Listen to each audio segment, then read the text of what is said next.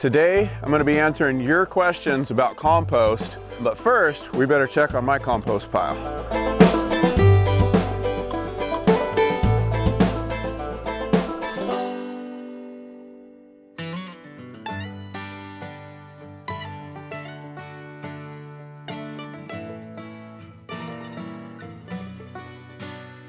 I gotta tell you guys, I've been a lazy composter. Life is so busy between work and everything to do on the homestead here. I just haven't gotten to this pile, and so it's going slow, but is it working? That's what's important. The temperature here is right on the edge of ideal at about 100 degrees. So what that means is it's definitely time to turn it. It's been okay, it's still working, it's still active, but it's going down, and so it's time to turn. You can see while it looks really dry on the outside, and we definitely want to turn it, we get down in here, look at it is working. It's warm, things are breaking down, but it's definitely time to turn it. I'm gonna do that today, but I'm gonna go ahead right now and let's look at some of your guys' questions so we can help you solve your composting problems. California Sprezatura says, just recommitted to my compost bin today. It's dry here, so it's tricky to find the right water amount to add. Any tips? Well, it sounds like maybe your compost pile's been sitting for a while, so if you're recommitting, you're gonna turn it and you just wanna add water as you build it. And if you remember in the first video I did, add enough water, and if it starts to run off the side, that's plenty, okay? And that should get it going again. You're probably gonna want to keep it in the shade if you can, and possibly keep it covered. Also says, hey, this was a fantastic watch and read, but a couple of questions. Big critters, we've got them, and they rummage freely through wired piles, even metal garbage cans. Any thoughts on how to deal with that? Yeah, that can be a real problem. First of all, you don't want to be composting in the garbage cans. Your compost pile needs to have air. It's an aerobic process, and so it needs to have air all around it as much as possible. So get it out of the cans, get it into either a freestanding pile, a wire cage, pallets, anything like that. And then yeah, you're gonna probably have to either fence it off or maybe a little electric wire. I mean, you can see we've got some of this electric wire around to keep the pigs back here because they're helping turn up the large compost pile. You're probably just gonna have to do something like that unless you've got a barn or a structure that you can do it in. We often compost in the barn during winter, and that's also a good protection. She's got a couple more. Hey, the turning, really looking forward to the continuation of this series on composting. That series is out there, and so make sure you go and check that out. We'll leave you a link down below. I do see that you've got quite a bit of nitrogen material. We don't make that much yet, so should we let it all sit and store up for a while until we can get a 3x3 pile together? And so yeah, you can store up your materials. Really the thing to do is to go and see if you can collect it all, especially on those nitrogen materials at once. And you might be able to get a lot of grass clippings, you might be able to get some manure. If you've got some trees that have been trimmed while they're green and chipped up, that's a pretty good nitrogen material. Food scraps, so all of that. But yeah, let that pile up. You really need a good sized pile, that 3x3x3. And so try to gather your materials up and get going for this method, okay? This is a method of like trying to predictably produce compost. You can certainly just start throwing it all in a pile and it'll work. It's just gonna work very slowly. Nancy F asks, what I would like is for someone to tell me how to make compost on a small level. I am the only one in my home, so I don't generate a lot of green material, therefore making it difficult to do on a larger scale. Does it work just as well to take my materials and bury them in areas for gardening? You can do that. That doesn't work just as well if you want to consistently produce a certain amount of compost. And get it done within a good time frame so that you know when it's done. You've got to have a little bit of a system, and you need a certain amount of volume. So this volume of about 3x3x3, either in pallets, or this is round here, 3-foot diameter and about 3 foot tall, which is right in here, is about the minimum you want to do to produce some quality compost consistently. Now, can you take it and just bury it in the garden in places? Yes, absolutely. You can take your food scraps, you can make trenches, you can dig holes, you can take that stuff and bury it, put a plant over the top. And there are a lot of ways to work with nature and compost, and that does work. You're just not creating a dependable product that you can measure, get it done within a certain amount of time, and know how much you're putting on your garden. You got to just play with things. I'm showing you a way that is dependable, repeatable, and that you can do over and over. But nature's going to go to work. If you put it on the ground, depending on your environment, it is going to break down. If it's really dry and hot, it's going to break down very slowly.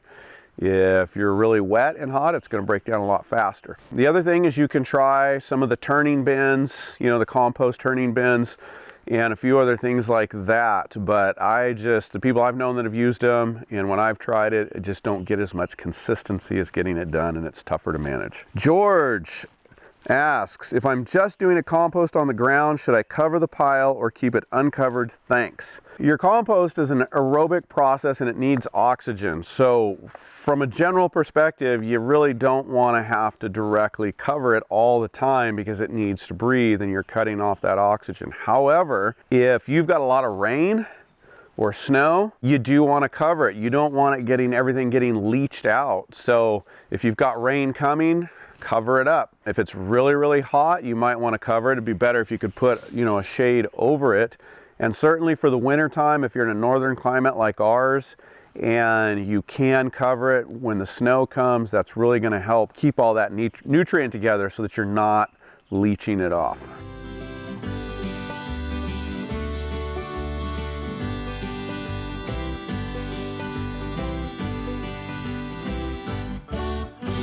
Penny Grant asks, do you leave it in the sun or partial shade? The shade's nice, that helps it not dry out as fast depending on your environment, but that is really not a big deal other than when you're turning it and it's summertime, it's really nice to be in the shade. Dawn Lemieux, hope I got that right.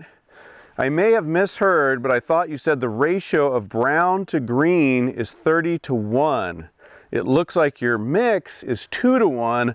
What am I missing? And that is an excellent question, Dawn. On the chemistry side, we're looking for 30 parts carbon to 1 part nitrogen. That's the very technical chemical side of getting the ratios right of carbon to nitrogen to get everything to work and break down properly. However, your materials vary a lot in each individual material in that ratio. Your very high carbon materials are sometimes 400, 500, even up to 700:1. That's a lot of carbon to nitrogen. And then a lot of your nitrogen materials are 20:1, 10:1. So browns can be up there in the hundreds to 1 of nitrogen. Greens can be down there in the 10s and 20:1. So what we're looking for in this method is just an estimation, okay? You can get really technical and you could get into weighing and measuring and doing all kinds of crazy things if you really wanted to get it just right. But we want to make this doable, right? We want to make this happen. The best way I can say it is that chemical ratio of 30 parts carbon to 1 part nitrogen. What we can do is take our browns, which is our carbon material, and mix them by volume, be it a 5-gallon bucket, a shovel, of 2:1, so 2 parts of those carbonation materials, which do have some nitrogen in them, they're just very high carbon, with 1 part of your nitrogen materials, which are very low, that 10:20. And that's just a very easy way for us to estimate that 30:1. So you're very, very right. We are striving for 30:1, but there's no great way at home on the farm to just measure that perfectly. So the 2:1 by volume, 2 parts browns to 1 part greens, is the way that we make this doable and make it work.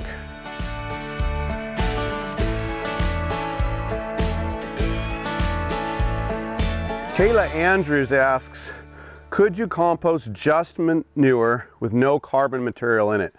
And yeah, you can, and that will break down.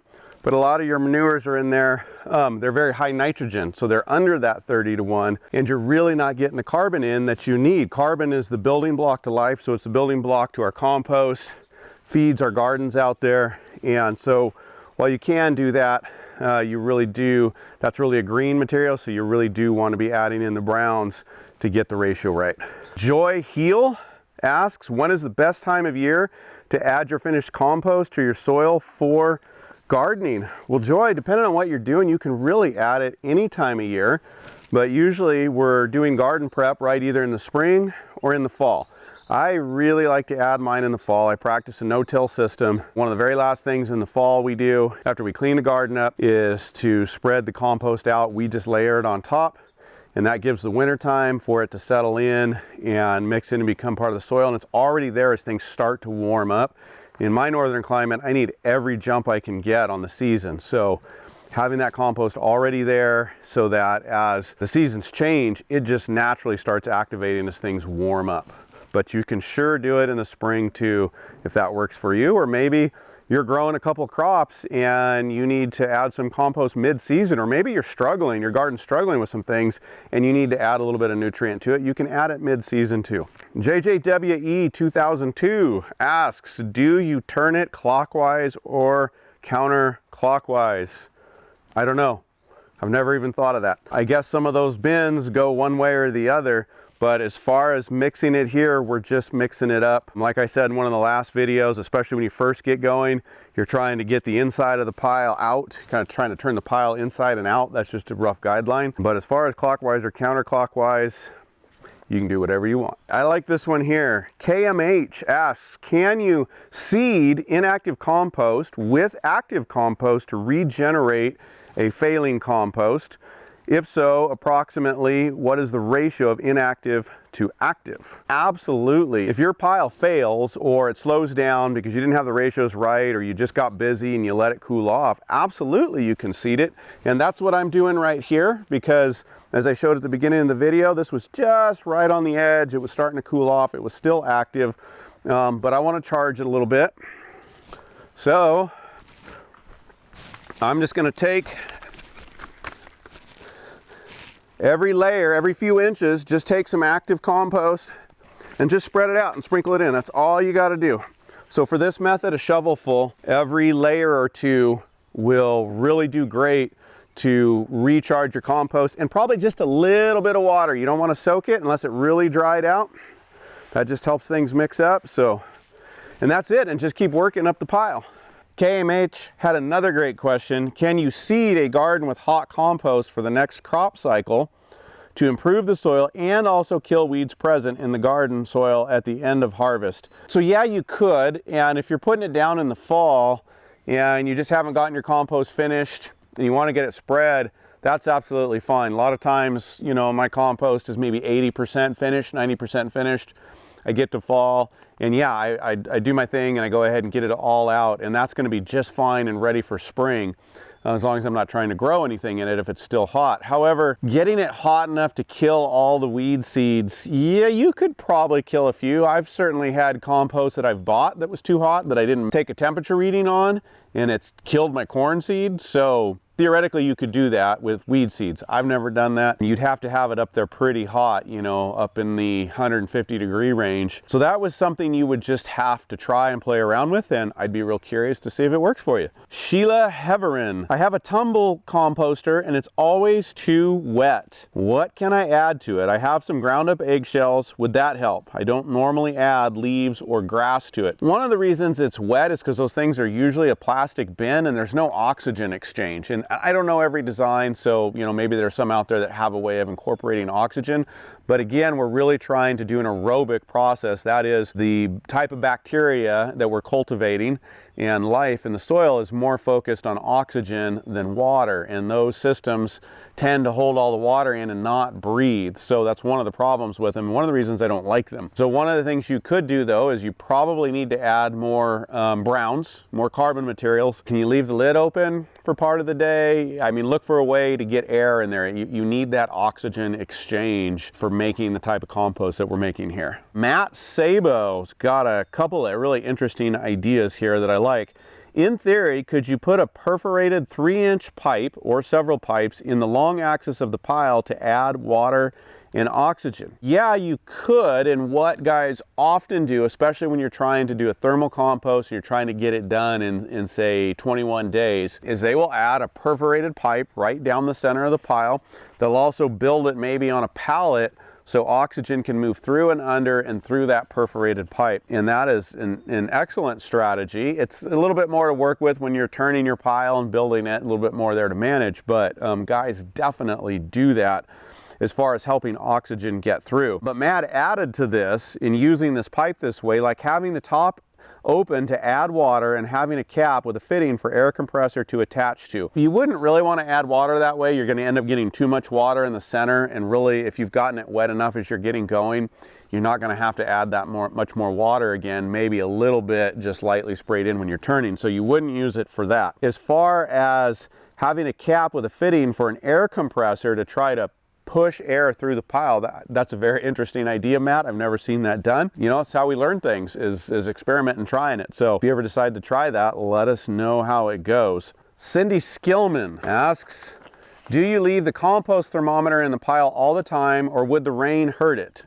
And speaking of rain, okay, let me answer that one first. These things are usually, they're a good thermometer. They're made to be outside. I leave mine in at least until wintertime, and then try to take them out and put them up during wintertime, because the freeze and the thaw is certainly not good for them. As far as a little bit of water or rain, they should be able to handle that, so I'm not real worried about it. And I like to leave it in, especially because I'm not trying to turn it every other day, but I'm walking by it regularly, checking the temperature. I don't want to have to go find my thermometer. I just want to walk by and say, okay, this is holding at a great temp. I don't have to worry about it right now. I'm too busy.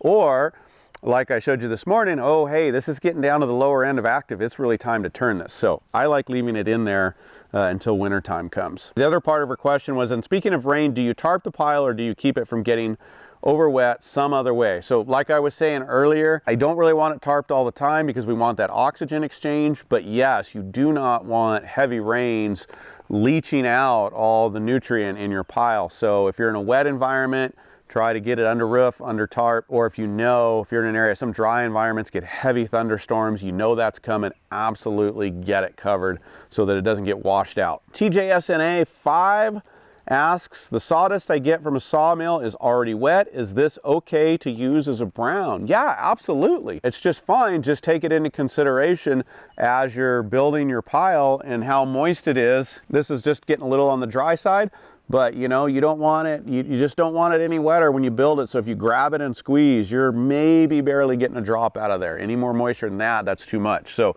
you just got to consider that when you're building your compost pile.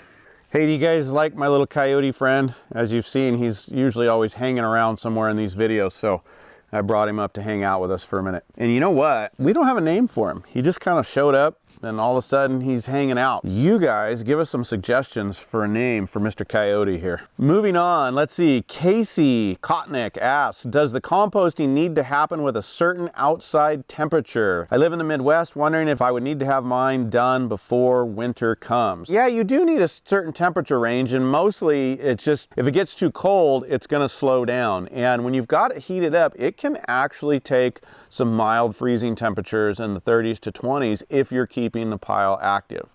But where you live in the Midwest, certainly here, and certainly the smaller the pile, the quicker that is gonna, is gonna start to go dormant with the cold. Like I was saying, I like to get most of my compost out in the garden in the fall.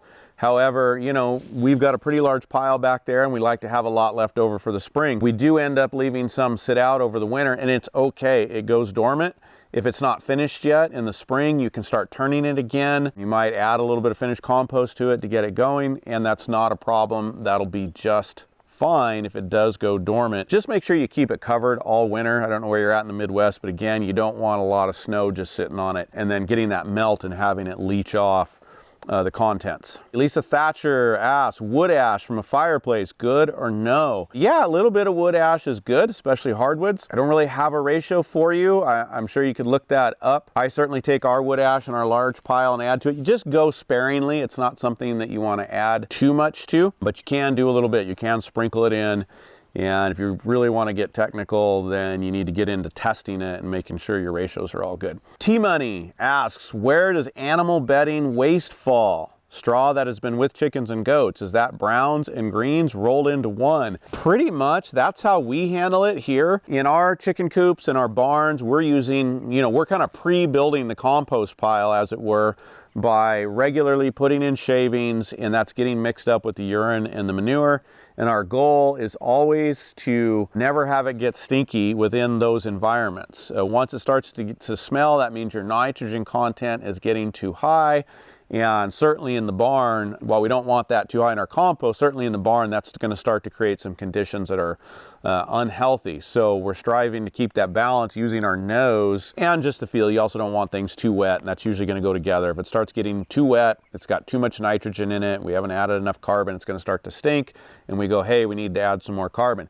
We bring that out and start piling it up and mix it, you know, as we clean out the barn a couple times a year, or as, you know, like right now to this pile back here, we're adding a wheelbarrow every day, and in about a month I'll start mixing that in. You're already pre-mixing it, and I found by doing that, you know, on this method, the ratios are working out pretty good. I'm getting some excellent compost doing it that way. Rick Brandon is asking us, is there a benefit to adding worms to your compost pile? Would it help in the beginning to break things down? Well, here's the deal. You could add them in, but you're striving to get that temperature up at 120 degrees or a little better for an active compost pile, even hotter if you want to take it to a thermal pile.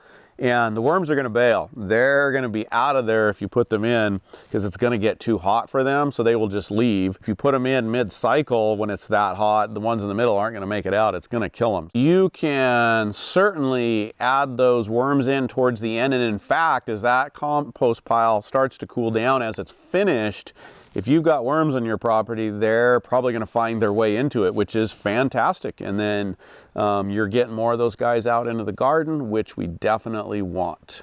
Those were some great questions. I hope your compost pile is turning out well. I'm going to finish turning mine. And hey, if you haven't seen the first video on how to get all this going with a lot more detail, check the link out above, and I'll see you there.